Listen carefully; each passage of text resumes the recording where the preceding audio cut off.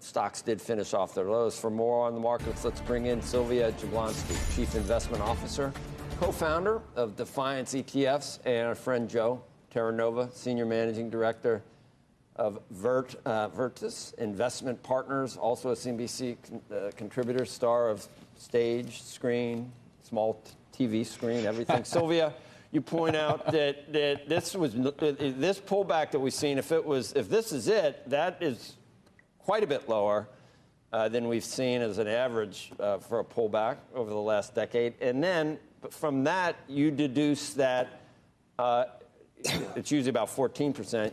You think it was an overreaction, even though it was much less than the average pullback, and you're buying. Absolutely. Good morning, Joe. So over the last few decades, the average pullback has been between 13 and 14%. So this 5% move isn't so concerning to me. It's more of an opportunity to buy on the dip. I think yesterday's action was around Evergrande. I think it was options expiry. I think it was potentially waiting to see what the Fed does, news around the debt ceiling and COVID. And, the market simply pulled back. And if I look forward, though, the economy is in good shape. We're growing. Consumer spending is high.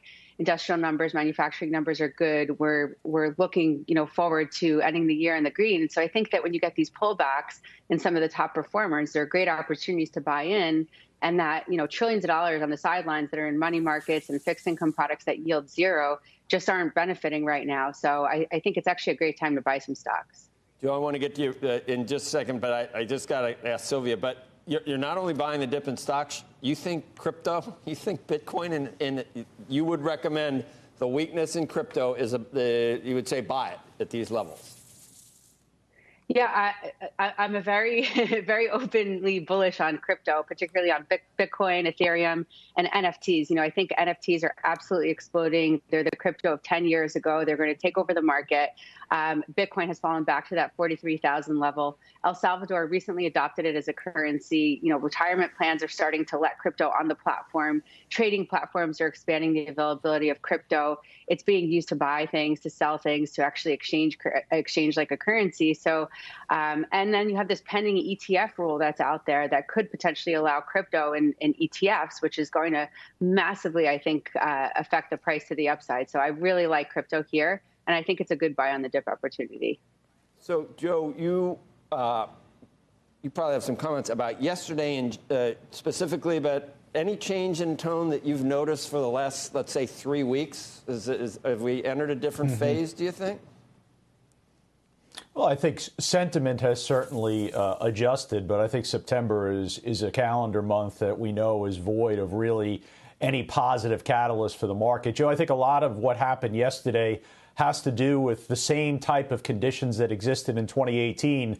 And if you remember, from June of 2016 through the first week of 2018 in February, you had 20 months without a 5% correction. Sound familiar? That's exactly what we have now. What happened during that time is you had significant short volatility strategies being implemented. That got unwound very quickly, and I think that's why you had such intense selling yesterday. You had a lot of the short volatility strategies kind of being unwound. So I don't think the Evergrande story is going to go away. We know they have $119 million that they have due on Thursday in an interest payment. They have another $550 million due by the end of the year, and then $3.5 billion in the spring. That's not going away, but sentiment kind of gets damaged here, and I think what you do is you're looking for what's the next positive catalyst for the market, and I think that ultimately comes in the form of earnings.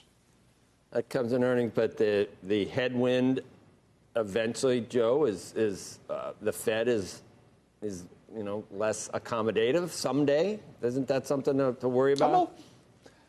No, I'm okay with that, Joe. Tapering doesn't mean tightening. We're at a point in the cycle where we should be tapering, but as I said, that's not going to equate to tightening. The Federal Reserve stepping back. It's time for them to do that.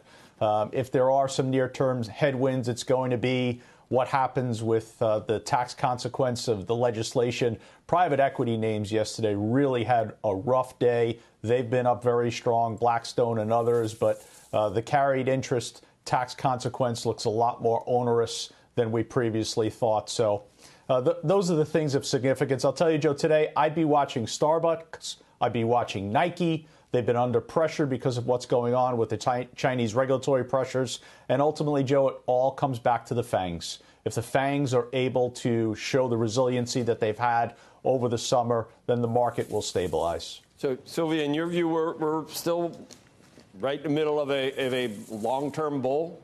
That's intact. I think so. I think that we're going to end the year strong, and I believe that next year will be a strong year. You know, to Joe's point, I don't think that what the Fed is going to do is going to affect the market much. So you'll have this sort of what feels like endless pile of cash with the top companies out there, particularly the FANG names. There's growth in consumer spending. Retail numbers are higher than they were pre-COVID at this point. You know, we're opening up the borders again to travel. Perhaps you get a bull run there in some of the cruise names, airlines, and hotels. And I do think that the outlook for all of the indices, particularly S&P 500 and NASDAQ, is in the green this year.